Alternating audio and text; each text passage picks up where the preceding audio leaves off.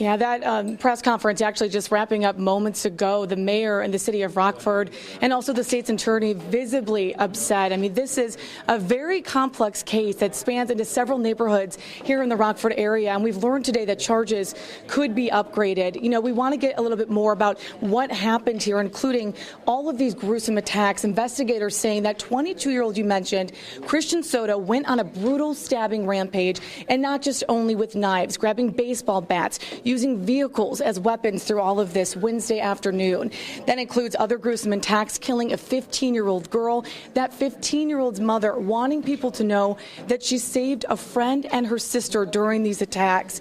A 63-year-old woman also killed, a 49-year-old man who was a postal worker here, many describing him as friendly. You know, you develop relationships with these people as they're coming in and delivering mail every single day to you.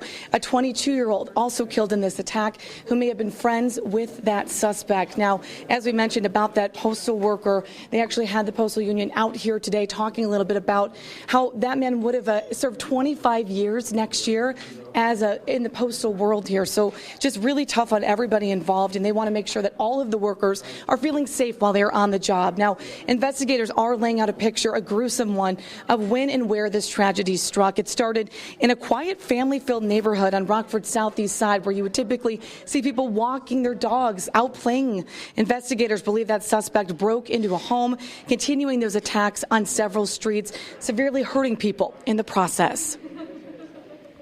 It was a good Samaritan that was helping one of the ladies that was a home invasion. She ran from the home on Florence and was tackled there at 2100 block of Eggleston, and he was in the process of stabbing her. The Good Samaritan stopped that situation, and she could have easily been deceased if he did not become involved with that.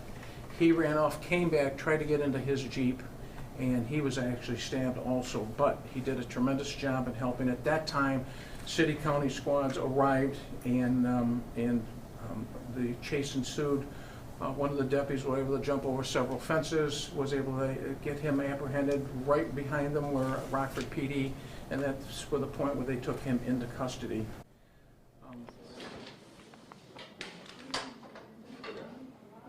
Yeah, that is the thing, too, here. We're hearing stories of survival as well. We'll hear more about the victims, their stories also deserving to be told here.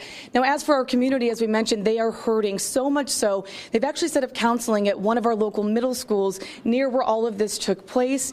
It has gotten so bad that they've actually had to call in more people to help facilitate, because they've seen so many people wanting and really reaching out for that help. Now, as for Soto, he will actually be in court at 1:30 this afternoon. We're still waiting on more details on what upgraded charges could come in. But as of right now, it is all about coming together as a community and moving forward after these gruesome attacks. And of course, we'll learn a little bit more, hopefully, on a motive. Thank you so much for your reporting here this afternoon.